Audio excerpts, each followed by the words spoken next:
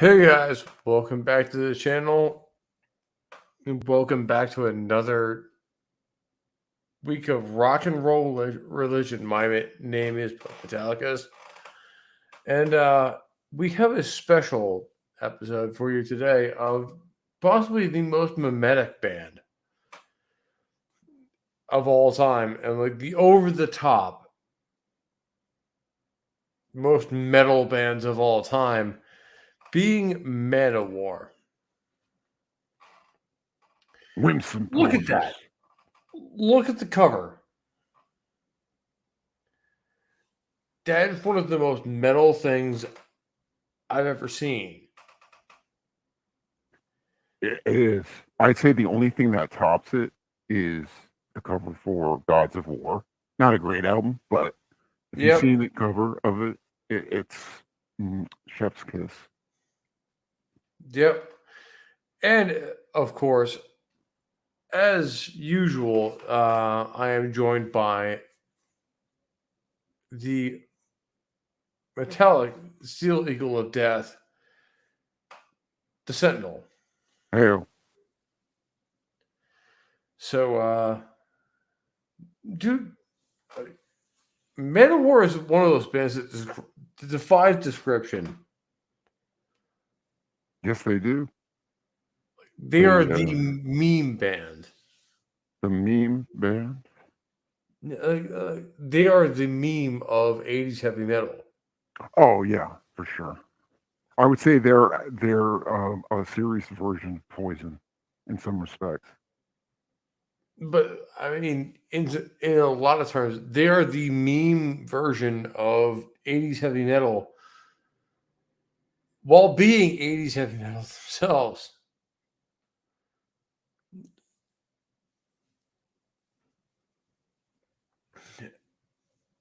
It's hard to describe them in that way, but like they're the joke band.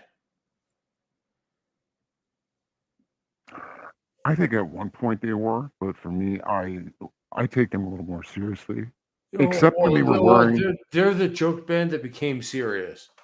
Over the years. I would agree with, and I think they were the joke band initially because they were wearing animal fur instead of like leather and the fucking steel and all that shit. Which is why it's from '82 when they released their first album with their first hit, Battle Hymn, which I have to admit is an excellent song.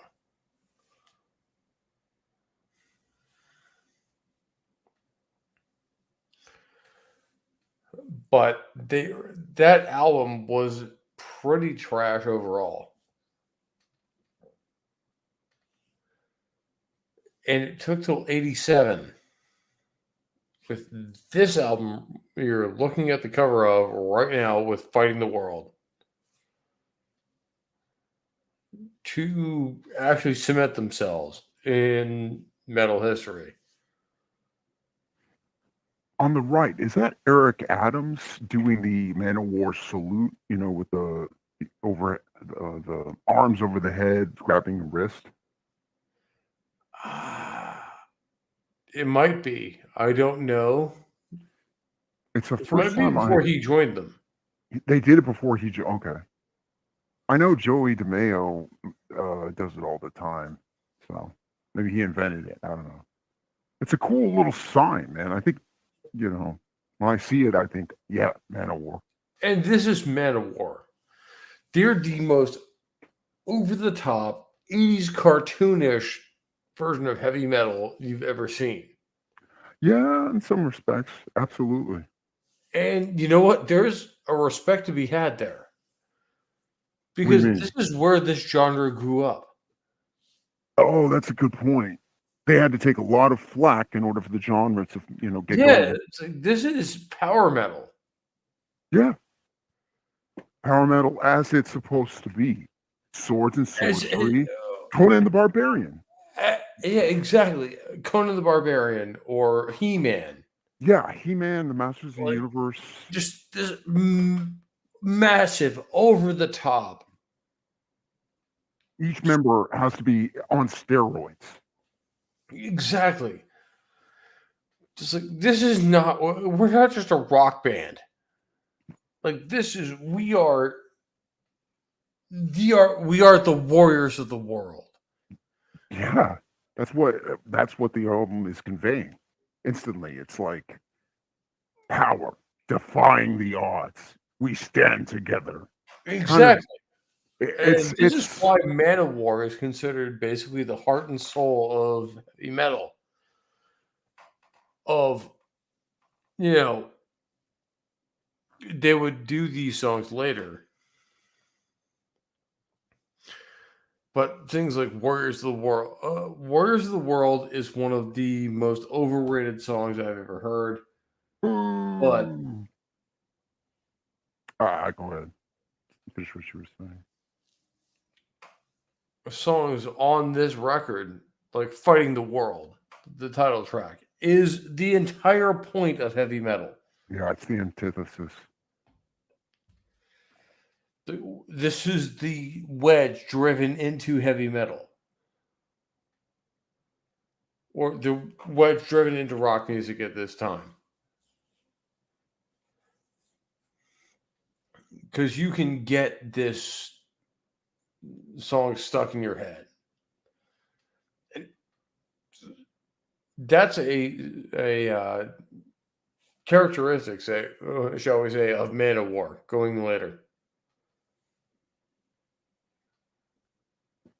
And it happens much later than you think. 1987, the year I was born, with Fighting the World, Mm-hmm. and it calls back to their previous work. And you know what I have to say? I think there's a reason they didn't gain prominence until 1987. That's still my favorite lineup.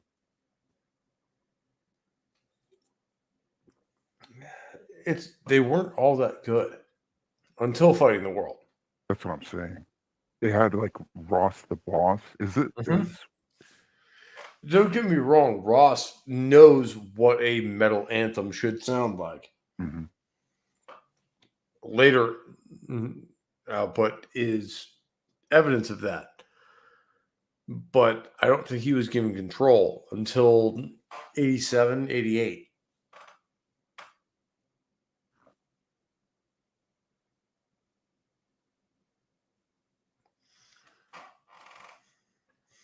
With Kings of Metal.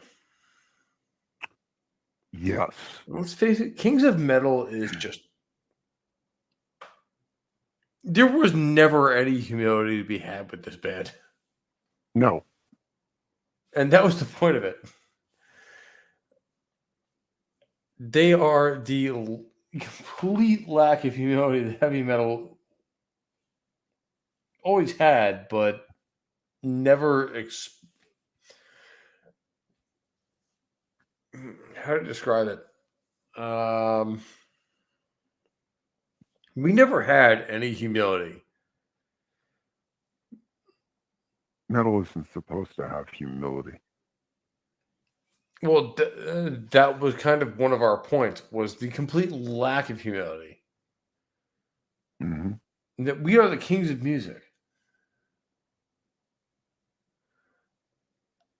And MANOWAR kind of took that to a meme level.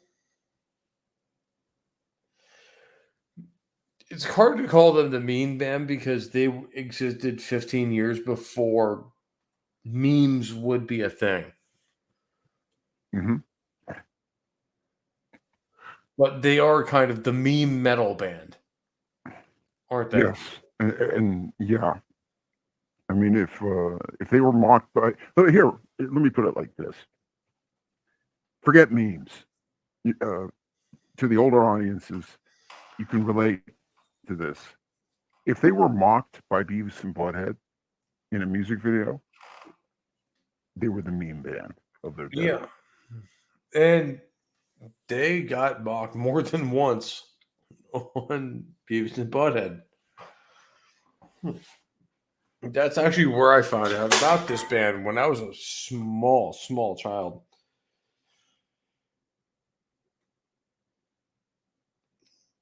Was when heavy metal was basically, you know, the the degenerate rock band essentially.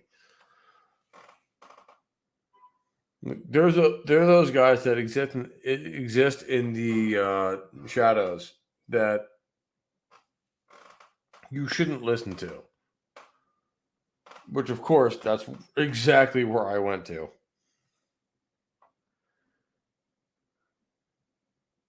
And MANOWAR was a centerpiece of that. Like Winger. These guys are, even though they never tour the American scene anymore, they are a central part of heavy metal. They're the fourth pillar in power metal. Yeah. They're one of the creators of power metal. Yeah, that's what I mean. Four pillars, the foundation. Yeah, they are one of the bands that formed power metal in its entirety. And look at this fucking album cover. There is no shame to be had there.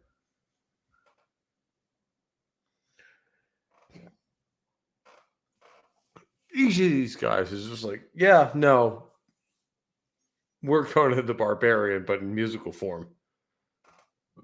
That's what it is. If see, if people look at it directly, they're going to misinterpret it. It's like a fool reads the Bible, he'll come out of it an even bigger fool. And what I mean by that is, if you don't have the right prism or lens to look at MANOWAR, you're going to interpret it incorrectly.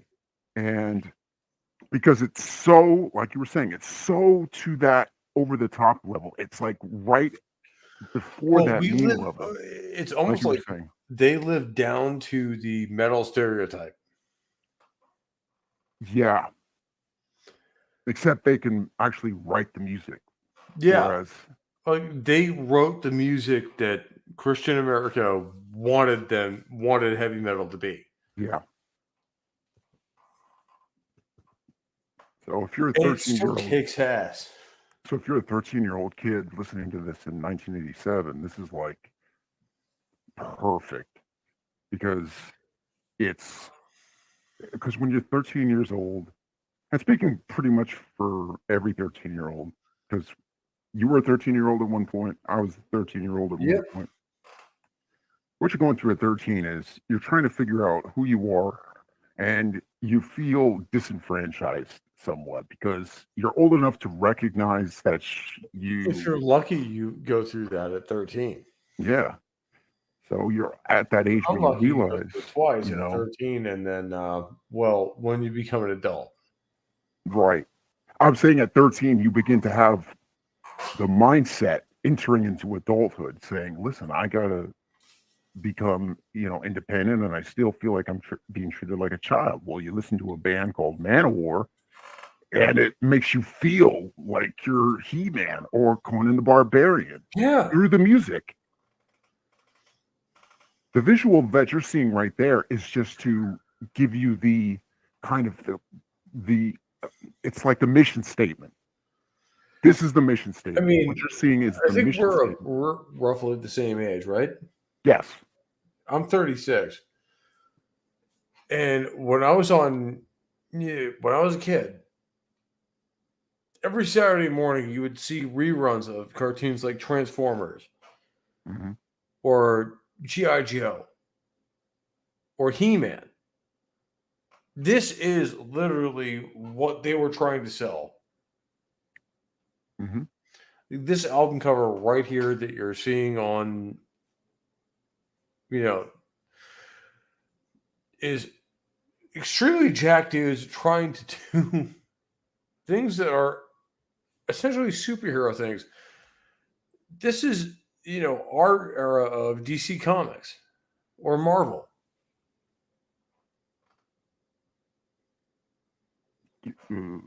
Yeah. This is our Spider-Man.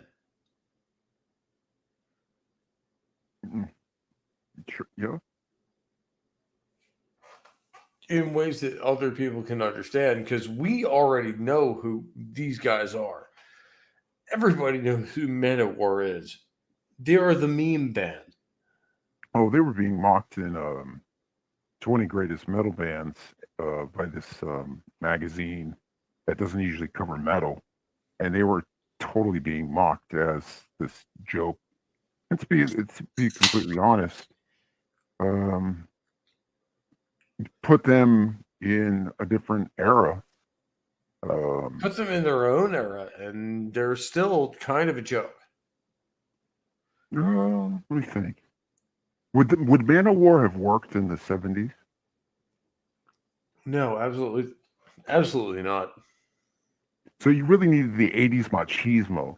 Yeah. You needed the Schwarzenegger movies. You need the over-the-top muscle 80s. man. Yeah. And that was the 80s, the over-the-top muscle man. You had Stallone movies. And if you can vent for a couple of seconds, man, I need to go to the bathroom, so I'll be right back. Okay. So, MANOWAR, formed by, let me see real quick. I know who's in it. I just want to see who formed it. Yeah, Joey DeMaio. Joey DeMaio formed the band with their first guitarist called Ross the Boss Friedman. He was eventually released. He did like the first few records with MANOWAR. My favorite personally being The Triumph of Steel, to be honest. I think he was still playing in Triumph of Steel. Let me see. No, he wasn't. What the fuck? I really think almost all of my favorite. Oh, no. He was on Kings of Metal. Okay. So basically from Kings of Metal onward, it's like my era of MANOWAR, to be honest. In fact, I even like 2000s era MANOWAR almost as much as I like 90s era MANOWAR. There's some pretty good albums released in 90s metal, 90s era Metal War, like The Triumph of Steel, Louder Than Hell, and then you get Warriors of the World in 2002, which I absolutely love. I know Pope and I totally disagree with this, and I won't die on this hill. Warriors of the World. If you were living through the hell of new metal, and you were a heavy metal, purist in your blood, not an elitist, but if you just felt the metal energy in your blood when you listened to shit like this, and you were just completely bombarded by new metal leading all up until that. When you heard when you saw the music video for Warriors of the World, it was like, what the fuck? Where the fuck has this been? And you begin to notice as you get to the mid 2000s, it starts to make a lot more sense. What? Like Warriors of the World starts to make a lot more sense when you talk about like not being a metalhead in the 90s. That's what I'm saying. This was I'm talking mostly about that song is trash. I'm talking about being a metalhead in the early 2000s. Until you view it through that lens. I was starving for something like that. Yeah. It's kind of the continuation of power metal from the 80s. For instance, you could find these kinds of albums in like Tower Records when they existed. Anybody from California? Yeah. Tower Records. So basically, you could flip through the bands, but unless you saw a video or heard a song on the radio, you were just looking at an album cover. I mean, you're basically narrating the death throes of Tower Records. Yeah, I miss Tower Records. So do I, dude. Like, we've been over this on this channel so many times. Like, I existed at the tail end of record stores. Yeah, so did I. We were the era that witnessed them die. Yeah. And we're willing to back into existence. Luckily enough, there's still Rasputin's music store in Berkeley and a couple of little places still going. They've lost several stores in the South Bay and Peninsula, but they've managed to hold on in Berkeley, and that's a true story. I'm trying to reinstore a record label in Winchester, Virginia. Because you know what, there's a classic album store, but Yeah, I don't. I hope you can find one, man. Dude, there's not much there. I don't think they exist anymore. You're lucky. Dude, they exist in the same ratio that classic toy stores do. That's what exactly was I was about to say. Like vintage toy stores. Yeah. That's where you'll find stuff like this. Because not even like Best Buy, we're going to see a MANOWAR CD at Best Buy.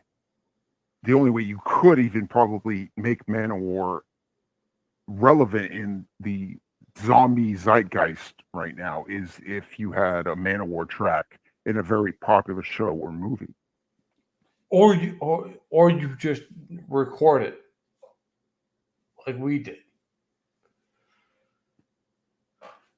because there was no guarantee of this thing ever being recorded on music ever. So we recorded a lot of shit on tape drives or on CDRs. Oh, I see what you're saying. Yeah. Like if they were out of print or something like that. Or they were never going to be in print. Yeah. So we just press record on our tape recorders, or use LimeWire or Napster. I know. Yeah. I'm guilty. I never used Napster, but I did use CC Plus. I did use Napster a lot. But I was also, I think, 11 or 12 years old. I mean, at 11 or 12, you're not thinking about, Yeah, exactly. You don't see the consequences 30, 20 years down the line. Exactly. It was one of those, like, oh, I can get music from my favorite artist for free? Okay. And I never saw the economic impact of those things. Yeah. So everybody out there who's listening to this, if you're wondering why you're paying $300 a ticket to see Metallica in the nosebleed sections, now you know why. Because it's assholes like me. Sorry. Yep. Me too. I contributed to it. I didn't use Napster though. I didn't use LimeWire. I knew they existed. I used the CC Plus. It was like I was at my college dorm and they were all computer geeks. I was more like a historian, liberal arts geek, and full on Star Wars nerd at the time because the prequels were going on. So our Star Wars geek is also a history nerd. Well, like who knew? Arts history, kind of mythology. Mythology as well. I'm more like the mythology guy, to be honest. And yeah, so that has a very like when I think of mythology, you think of like gods, right? The pantheon, Zeus, Hercules. And when you look at something like that, you Mhm, look at a band like Manowar. exactly. That's what they're aspiring to be. They are. They are the pantheon of heavy metal. While simultaneously, when you put them in the contemporary era, they remain, as you pointed out. But that's not the idea that's being presented. That's just a reaction. The idea being presented is we're gods. Aspire to be a god. With metal, our brotherhood, our brothers and sisters of metal, we unite. We can Exactly. you know, There is no limit to what you can do. you can build you can build yourself any way you want. You can remake yourself into something powerful. And most of metal has a very self-powering message Yeah, in the music. it's a very empowering message of we don't give a shit where you came from or what you're doing right now. This is what you are capable of. And it doesn't matter if you're a woman or black or different race. This metal isn't exclusive No, it to isn't. white It's people. the most universal genre I think has ever existed, Yes, especially because it comes from rock and roll. there's no Japanese hip hop. There's no Japanese hip hop scene. There is a Japanese metal scene, Hmm. But it comes from American rock and roll. which was created by two black men and two white men. A Yep. collaborative effort. If you guys will, Chuck Berry. do me the honor of looking through my back catalog a couple of times, well, we go over the origins of rock and roll in America. It starts with a couple of white guys playing black music and getting it on the radio for the first time, especially with "Rock Around the Clock," the first actual rock and roll hit. Rock Around the Clock was a blues song. Oh, Blues son of and a country. bitch. Son of a bitch. Uh, my dad grew up listening to like 50s rock. He probably has Dude, no so did idea. mine. And like this is why it becomes so hard to listen to. Sort of you realizing that they were all covers and there wasn't a lot of creativity from uh No, this is the thing, is that some of them weren't covers. And rock and roll is a genuine blend of black music from the time. Like, Bill Haley in the comments is a perfect example. mhm. Rock Around the Clock is an original from Bill Haley. Oh, so that's not a cover. No, it's Okay. not. Oh, right. That's my bad. I got confused. I thought you were saying one thing. Okay. And then you got guys like Jerry Lee, Great Balls of Fire, which has been in every goddamn movie you've ever heard of. But So, that is also an original song he did. right. And so the central idea here that I'm trying to kind of communicate to everybody is rock and roll wasn't just, you know, black music, translated to white sensibilities. It Yeah, was a black music played collaboration. by white people.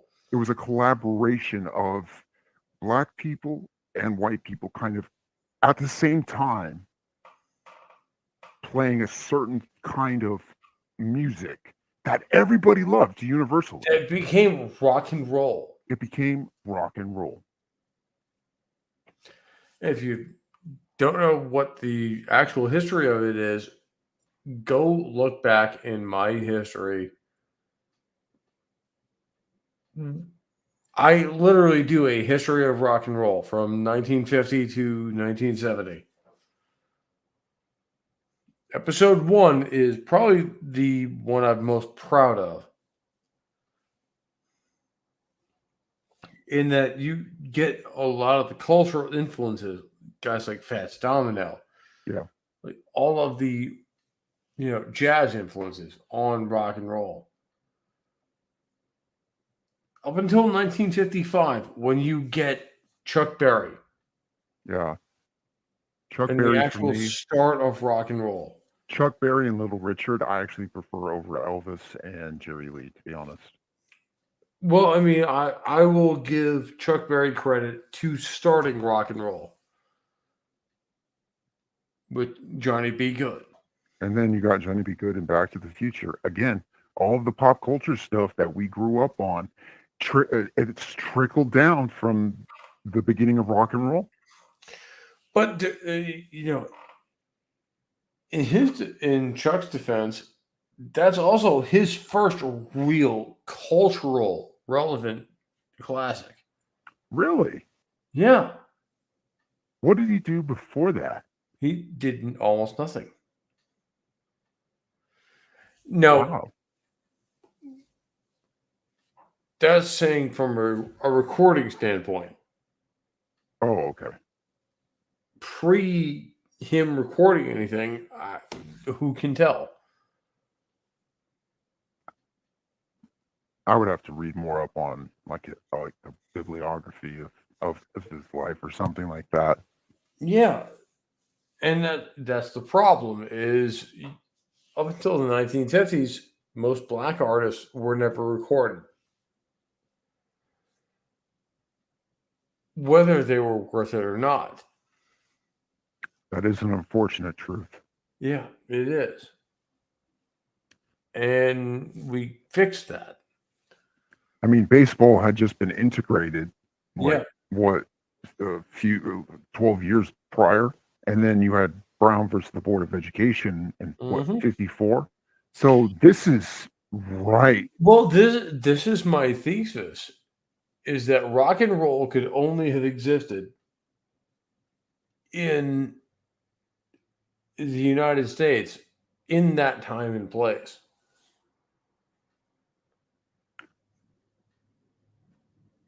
You know what I mean? Oh no, could you expand on that a little bit? Well, Because rock and roll could only have come about because of the racial tensions that were in America at that time. Oh, I see what you're saying. And also the taboos that they were trying to break. And also the technological advancements that came with the 1950s.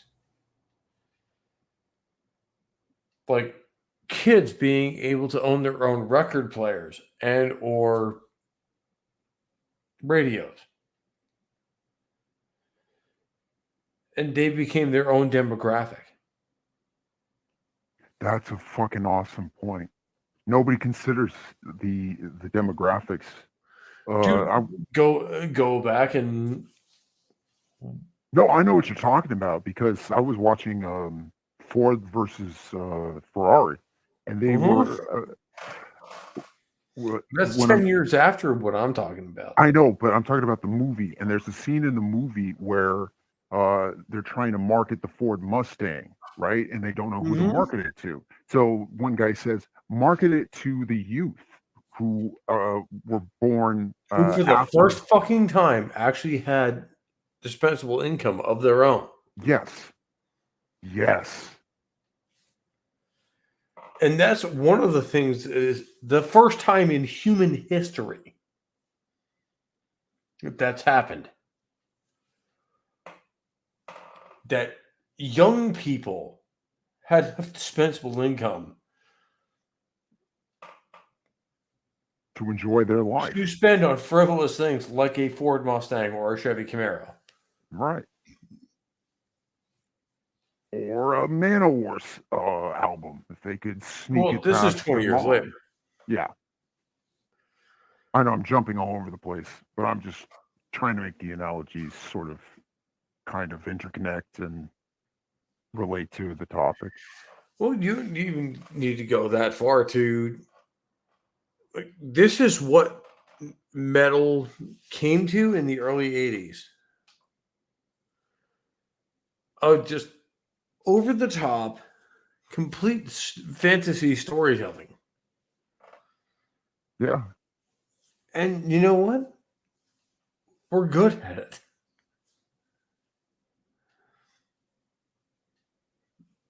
As far as like, yeah, America's the best. As far as like over the top epic storytelling in metal, nobody does it better but us. Or And, just as far as MANOWAR is concerned. and I'll just say this Hammerfall has a lot of influence, if not directly, I would say musically. And you know what? We're going to talk about Hammerfall before too long. All right. Because I've seen them live 3 or 4 times now. Mm-hmm. And you know what? You're not wrong, is that they're telling a story. But I feel like I've come in at the middle point. Like, I Yeah. don't know the precursor, which they were around for right about when these guys were at their peak. Are you saying like the precursor to Manowar, Hammerfall forming? Because they formed in like the mid '90s. So Well, that's they came up with their first couple albums in the 90s, but I feel like they were already a thing in the 80s. really Hammerfall. Wow. I mean, they did. I would say, Well, if they followed the trajectory of most metal bands, they languished in the underground for a couple of years, and then they have their one song or whatever that gets them noticed. Kind of like Manowar did. Soul Assassin brings up a good question. Is Johnny Cash on that long list of topics? Where does Johnny Cash fit in, or does he fit in to the Well, rock he and roll? doesn't fit in anywhere, and that's kind of how it's designed. Of Johnny Cash is not meant to fit in. Rebel, Yeah, an outlaw. as he is the country influence in metal. Yes. We're not meant to fit in anywhere ever. We're the outcasts of society that just make good music. You have to be a fucking freak to make good music. And let me actually said this. You have to be from another world to make great music. You have to be a fucking alien. And he brings up Little Richard, and he Yeah. says, "Imagine what it was like to be a black gay musician in Well, he Macon, wasn't Georgia, actually gay. in the 1940s." Yeah, he. This is what Lemmy has said, not my words. Well, no, but he wasn't even actually gay. Little Richard wasn't actually gay. Yeah, Little Richard himself. Um, the only reason they essentially accentuated that stereotype was because being in the white clubs was the only way you could actually make a living out of this.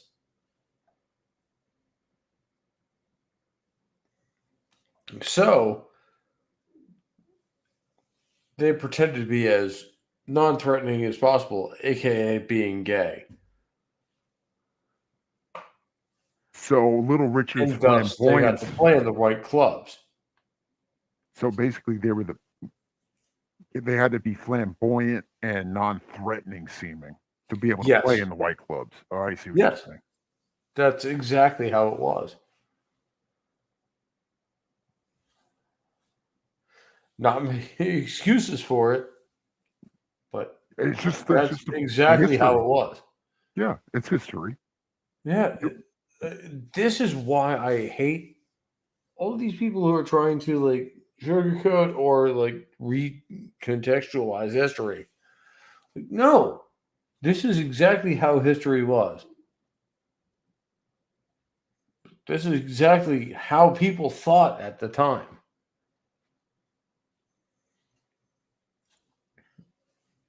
Rock and roll was rebellious for the reason that it was basically black music played by white people.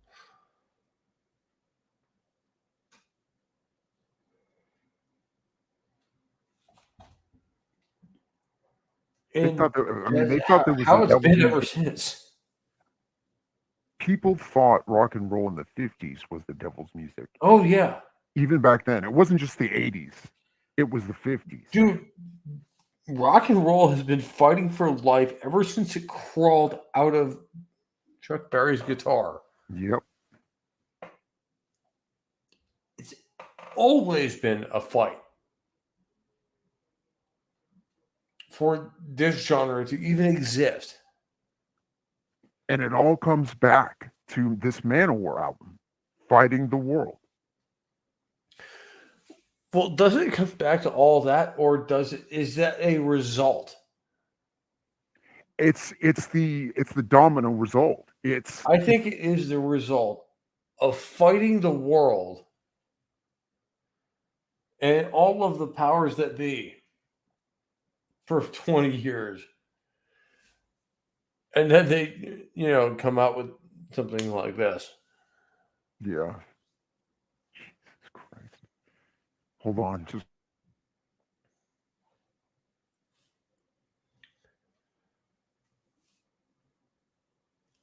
And let's face it, this is the stereotypical 80s album cover.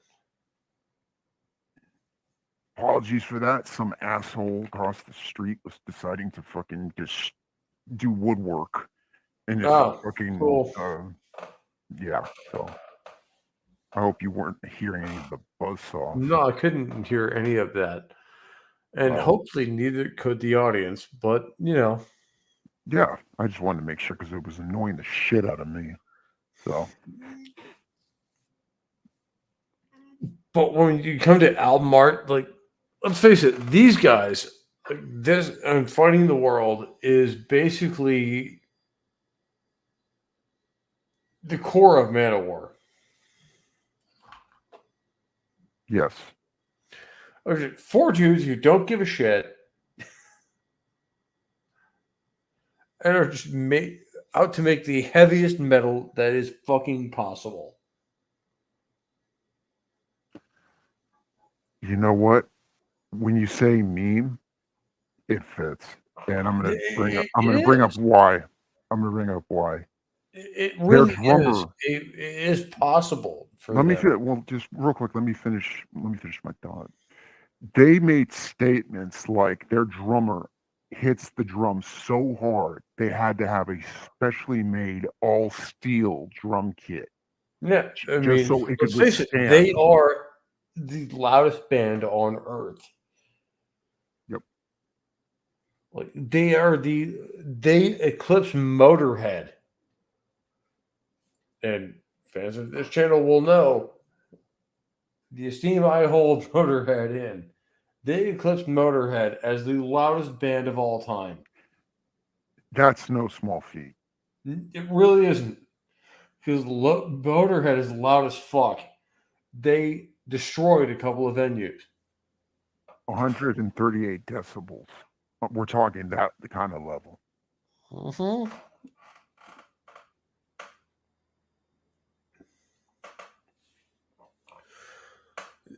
they're talking the kind of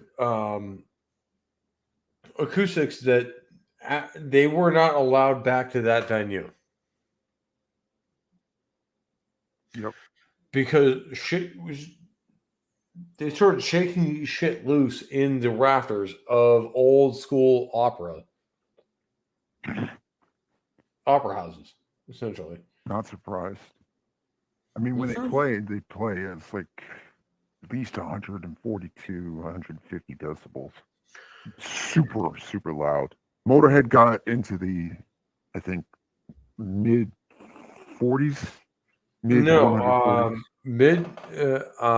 the loudest Motorhead ever was recorded at is 132 decibels. Okay. And MANOWAR actually supplanted them as the loudest band on earth at 138. That's the sound of what a 747 jet sounds like on tape. Yeah, pretty much. Just to give people some perspective Yeah, on it's like if you're not listening to a rock concert, you're listening to a goddamn jet plane land.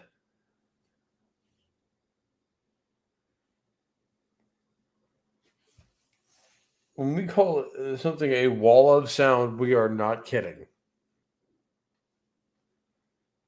and you can literally feel the pressure in your chest push in and out without you even realizing it because of Yeah, the air and that's whoosh. one of the things of like you're actually feeling the music physically. Yeah, audience literally feeling the music. Hmm. When you hear Painkiller played live by Scott Travis, you're getting beat up by the bass drum sound. I don't think And people as the man understand who it. has seen that live, you are 100% correct. You are feeling yourself get beat up. It's fucking amazing to watch Yep. and just take. That's why going to a Priest concert or any kind of metal concert, it's not just watching the band. It's not just hearing the band. The band actually physically alters your neutral state. You're getting the physical uh, sensory, feeling coming in.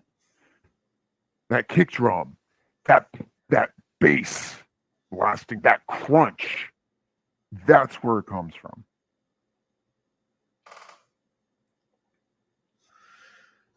Well, that's where the entire scene comes from. Is from the heart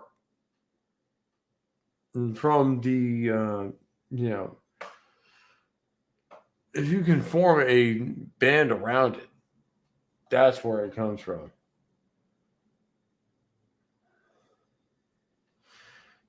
And you know what? Soul Assassin hits it right on the head here.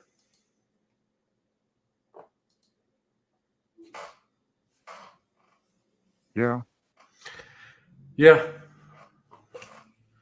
it's the most blue collar music you've ever heard. This side of the blues.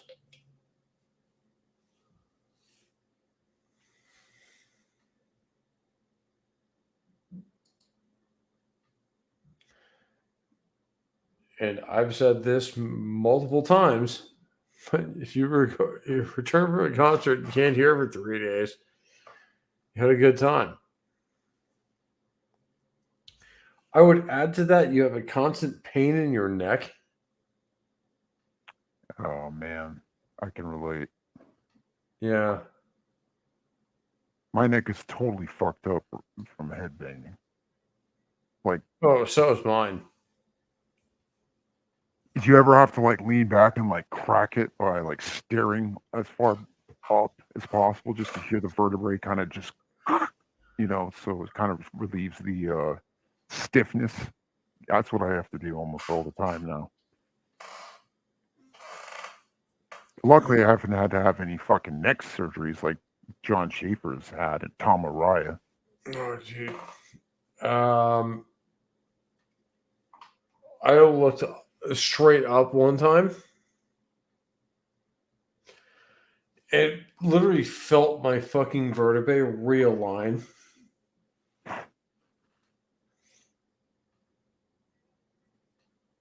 Damn. I literally felt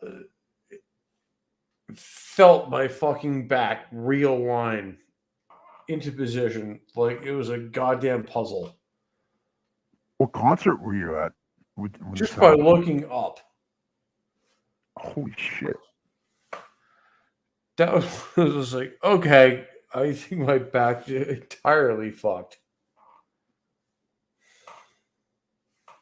Stretching over the years as I've gotten older, I do, more stretching every now and again, and that son of a bitch, it works. Stretching works. Just getting the shit. Well, I've also been carrying a person and a half's worth of That'll weight do it too. on my own person for about 15 years.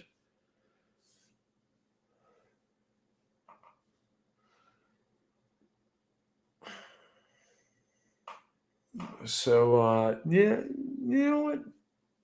These guys are one of those bands too. They are the meme band.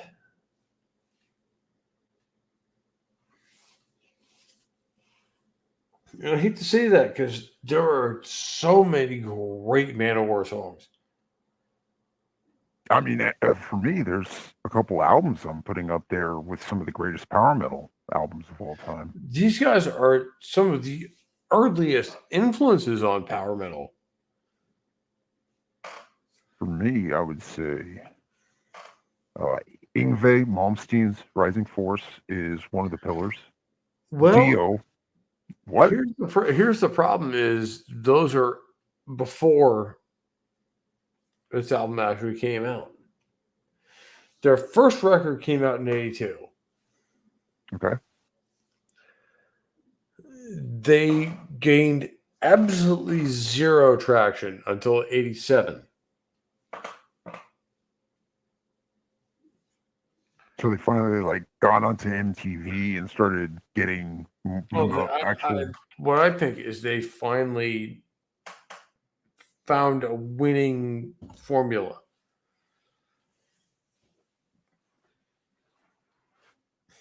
They finally figured out what would get them paid.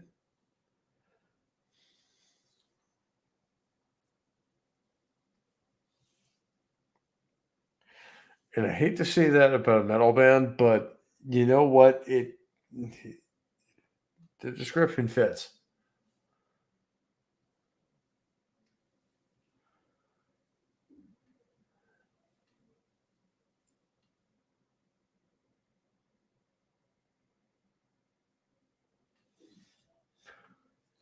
Well, Phil Sessions, you're not wrong. I'll leave that to the fucking kids and 20-year-olds. I'm too old for that shit. Well, I mean, I used to do it, but not anymore. I'll still jump in a mosh pit when given opportunity. Why? Because it's fucking fun. There's nothing anyone needs to prove about anything going into a mosh pit. They're just fun.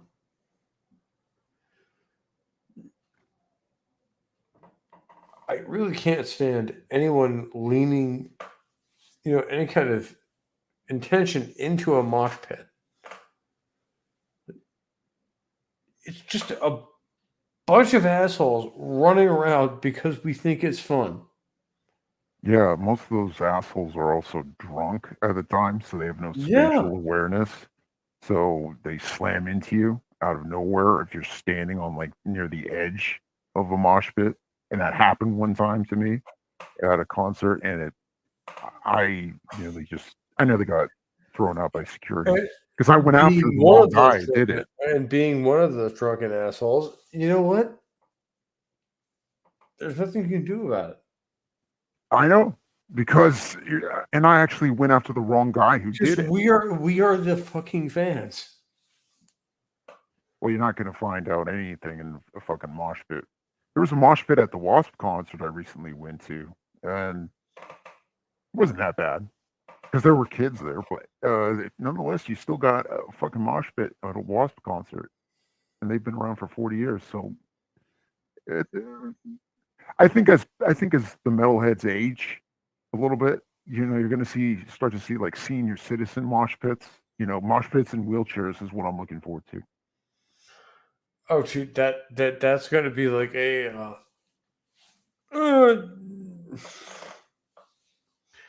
going to be really pathetic. You're going to see like old people with like canes, like in sword battles and shit. I know, but I refuse to admit that that's going to be part of my scene. Oh, I'm going to be in a until I'm actually dead. I'm going to be the old grandpa in the back of the car on the road trip. Oh, I know you're going to be there right until the last extremity.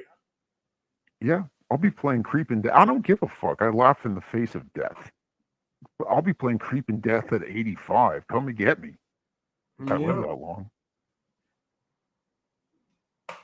I mean, it's so will I, pretty much. Jim Brewer's already called it. Why? Because death is fucking funny. Yeah, and he was talking about being, I'm going to be listening to this music till the day I die, pretty much. Yeah, essentially.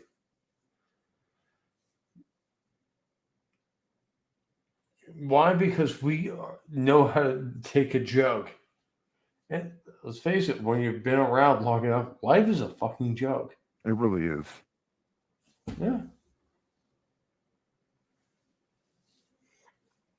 I don't know. We just live longer than anyone else. And you know what? In my community, that makes you a god because, let's face it, there's not a lot of combatants that are over 30. Yeah. That have actually been in combat. Not to talk shit about guys like Rantham and whatever else. They've never actually gotten shot at. Whereas, guys like me, well, those stories will be lost to time, and that's probably for the best.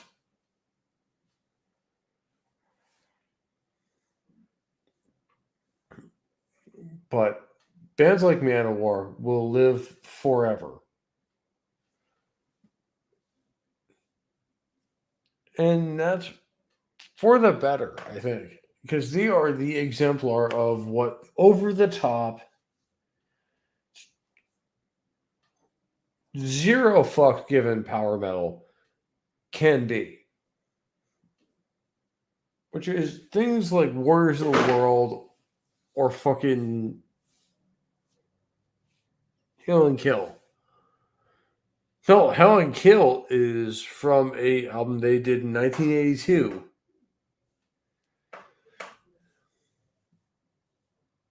And wouldn't become famous until 1987. So, an album that they didn't really advertise until I was already born in 1987.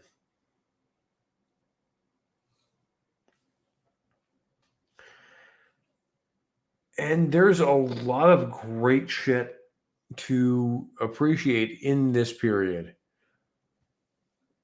In that they are the most over-the-top, unapologetic metal band of all time. That's even more than I think most of the black metal artists are. No, they're not. MANOWAR is, to be honest. Yeah, they're the most unapologetic. Right, because whereas black metal, at least visually, attempts to outdo this kind of look. There is they won't. There is a freedom in presenting yourself so openly in this form. The shirts off, the He-Man, that kind of stuff. Exactly. You can be a 5'3" the skinny 80s metal motherfucker. hero. Yeah, you could be a 5'3" skinny motherfucker with death corpse paint on and be in a black metal band and think you're a badass. No. It's the 6 foot fucking 235-pound jacked up motherfucker playing power metal, wearing less All right. clothes than your All mom. right. I don't know where you found a picture of me at that point, but you literally just described me. No. 6'2", Oh, 235 6'2". plus. I thought you were talking about the 5'3" motherfucker. 6'2", 5'3" plus. I mean, that's literally how I am.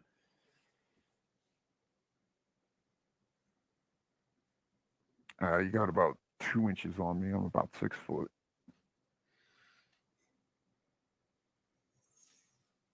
Something primal about metal. Yeah, there is something primal.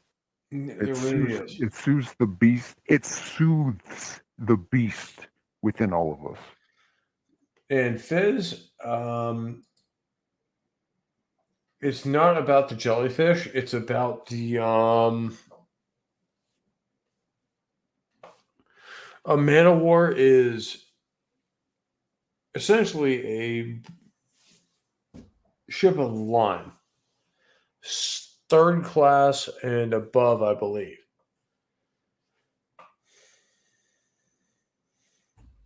Yeah, and these were not just warships. These were the heavy hitters. Like these were the battleships of their era. The dreadnoughts, kind of. A MANOWAR was a major warship. Oh, Blackbeard had one. Okay. No, he didn't. Oh, he didn't? Soul No, Assassin said. he would have had what would nowadays be called a light cruiser.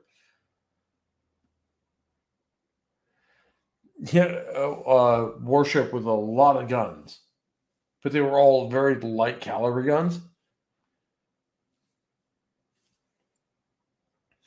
The best you could see bridging the gap between the two eras is actually USS Constitution. In that she had a hull that was very sleek and built like a frigate. But her guns or her decks were built like a ship of the line. So as a result, you ended up with a legendary ship that had the gunpowder of a cruiser for her era and could beat ships of the line almost her size.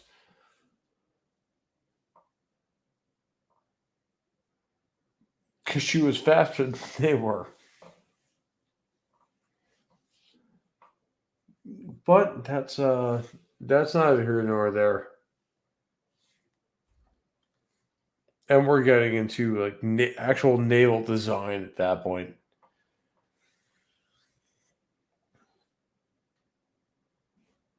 Do you want to talk about any of the other albums? The Queen of Revenge, well,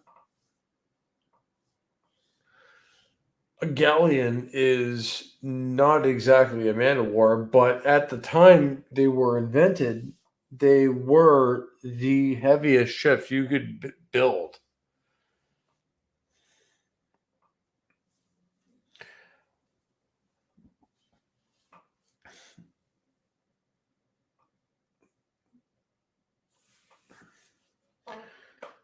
but that's getting into nailed not only history, but naval design and things that I know way less about than people think I know. I know the weaknesses of most of those designs because, hi, I'm infantry commander. Um,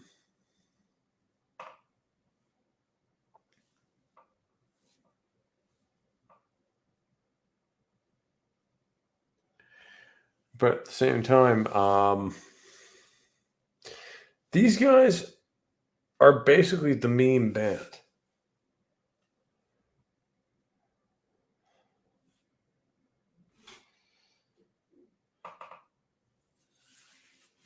From 1980 to 1982 or whatever. Actually, these guys would be more 85 to 87.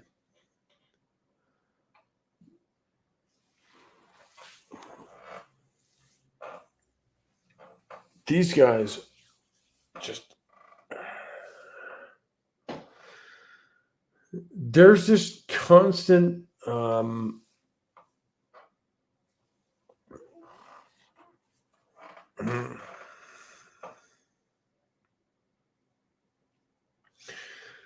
The Sentinel, are you picking up what I'm doing? Where No, what do you mean?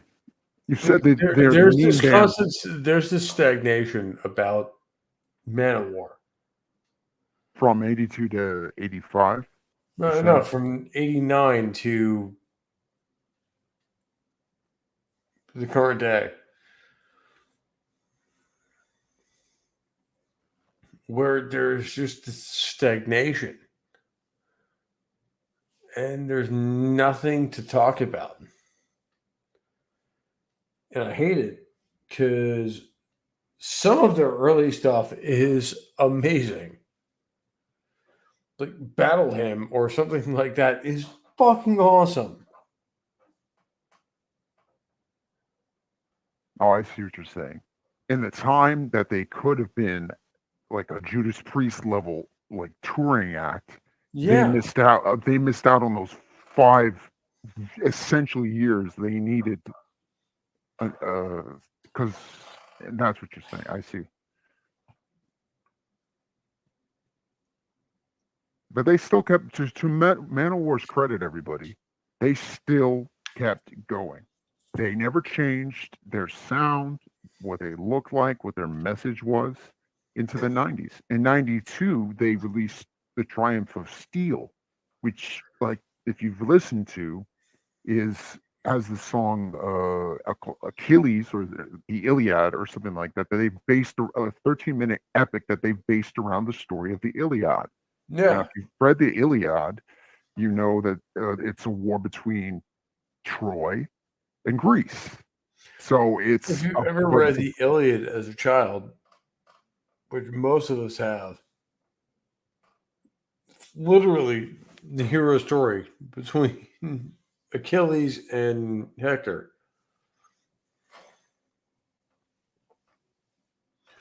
But uh,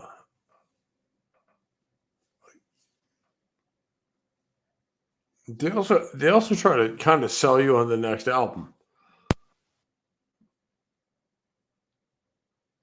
And as Soul Assassin's here highlighting it, um,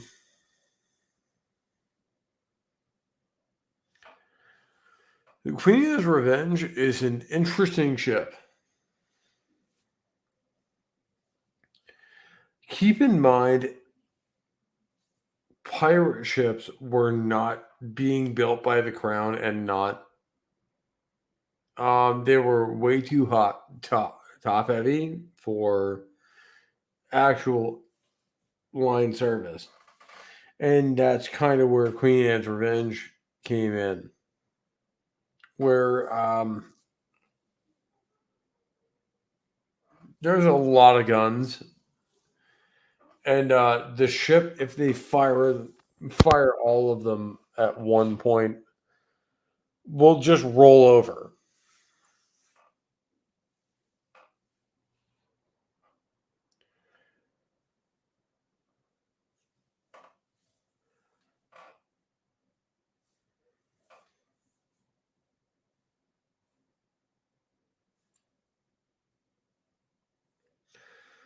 Oh shit! I just realized what time it is.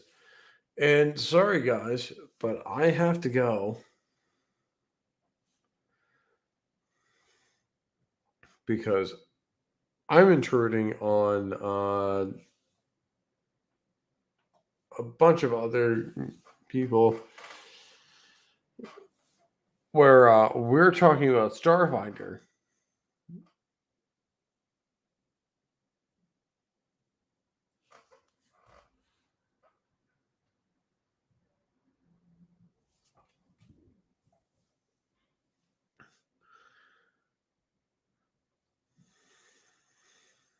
So, well, shit. I didn't get anyone to ease me out of this, but well, guys, I guess I will see you next time.